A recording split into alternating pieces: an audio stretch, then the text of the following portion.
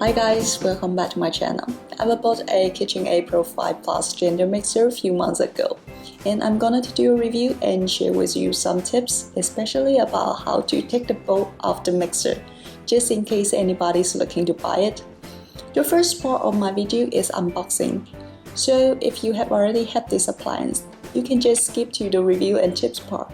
Let's dive in. I got this mixer at Sam's Club. As usual, sterilize it before cut open the package.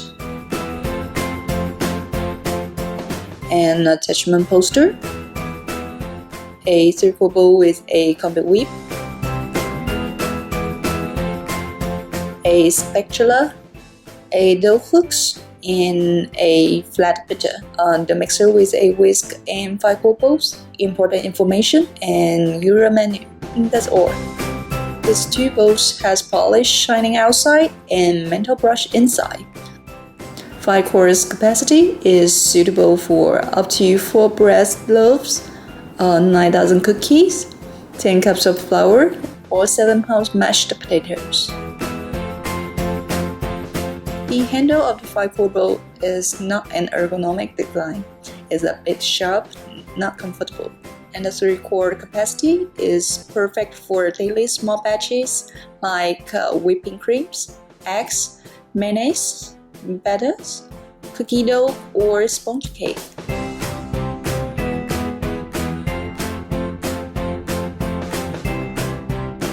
You know, the powerful mixer always comes with a big bowl. So if you want a powerful mixer that can also do a decent job with a small batch, the 3 quart bowl I highly recommend. 2 coated accessories, a spiral dough hooks, a flat pitcher, and a high quality. This spiral dough hooks, which is used to make breads, rolls, buns, coffee cake, and pizza dough. Speed 2 is recommended when kneading each dough. This flat pitcher, which is used to make cakes, cookies, biscuits, cream frostings, meatloaf, dumplings filling, and mashed potato. 2 whisks. The small one is stainless steel, which looks so fabulous. The big whisk may be the only one that I didn't really like much. It was made of aluminum, not dishwasher safe. You need to use warm soapy water and drying thoroughly. Color fade looks so cheap. A special spatula used to scrape the remaining residue on the bitter. Let's see the mixer unit. On the front, unlike any design series or 600 Pro with an embossed logo, it's just a flat one. An attachment hub. There are more than 50 attachments available. Looks so fabulous, but a little pricey, so I haven't got any of them yet. On the right side, a bowl lift lever, which is used to raise the bowl for mixing or lower for attaching the accessories, adding ingredients, or taking off the bowl. Turn to the back of the appliance.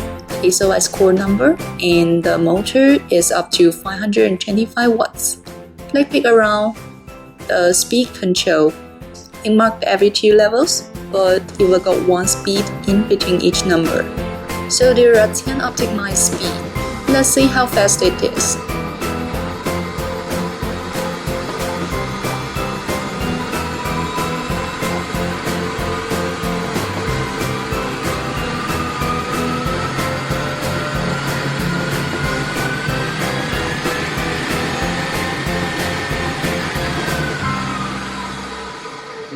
Now we come to the second part, the review and tips.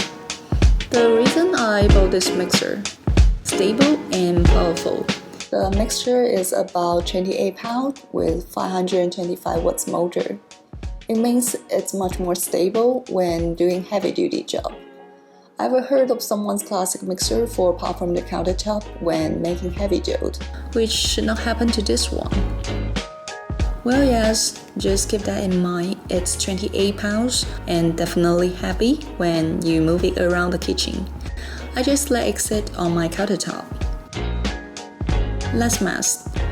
The white fiber bowl is bigger than the classic one, which is kind of reduced ingredients splash out, so it does do a much more decent job when mixing the dumplings filling, making heavy dough, or any large batch meal. I often make breads, bim bum, dim sum, dumplings filling, and other heavy-duty items. So this mixer with 525 watts and wide fiber bowl is perfect for me. If you are mainly planning on some medium-duty job like making angel food, cookie, sponge cake, mayonnaise, and mashed potatoes, then you may want to look into the Artisan or Classic series. 10 tips. Tips 1. How to take the bowl on and off the mixer smoothly. It's a hassle to take the bowl on and off the mixer. I will try many ways and figure out how to make it smooth. Pick the bowl to the pin, press down on the back of the bowl until you hear the click. When take up the bowl, one hand hold the bottom of the bowl and give it a little push upward. The other hand grab the edge right beside the pin and give it a pull. The moment when the bowl off the mixer, use your top hand to slightly push it downward and hold it steady. It's definitely a two-hand job. The three-quart bowl is the same. Give it some more practice. Tips 2. Start up at low, then gradually to a select speed. Even though the KitchenAid set or speed features soft start, I highly recommend starting at stir for a little while, then gradually increase to a select speed to avoid ingredients splash out or flour puffle. Tips 3. Pre-mixing the flour and water mixture and scrape the edge. When mixing a small batch flour and water mixture, like 1 pound flour, it's hard for the spiral hooks to scoop it up. So a few seconds pre-mixing can definitely save the mixing time.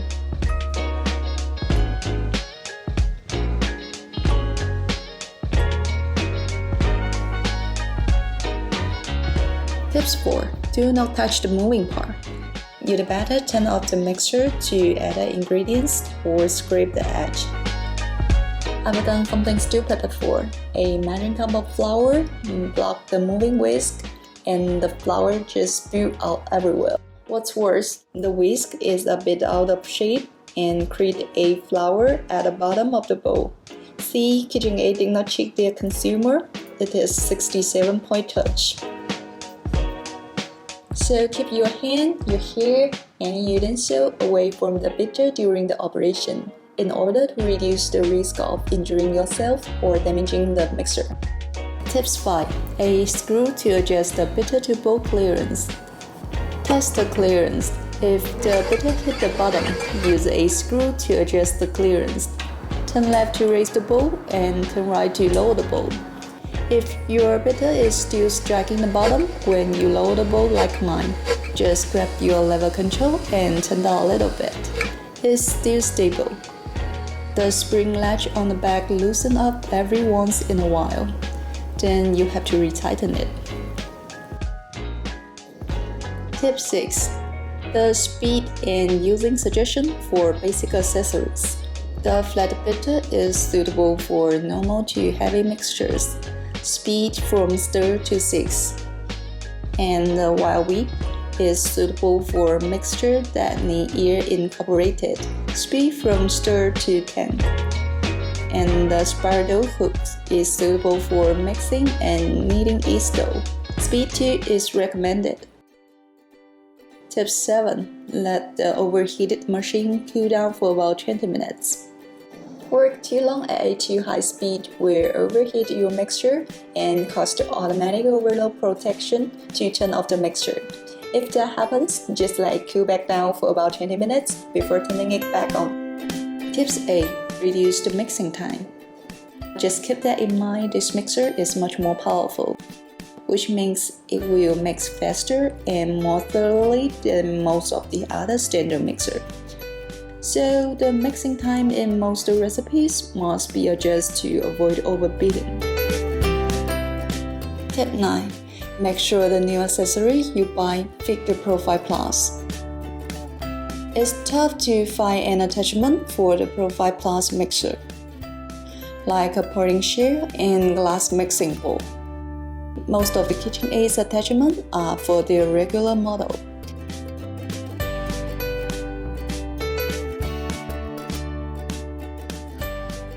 There are only a few accessories like edge scraper bitter, compatible with both 600 Pro and Profile Plus. However, if you get your mixer at Sam's Club or Costco, you can barely find any accessories. I've tried one, but it doesn't work at all.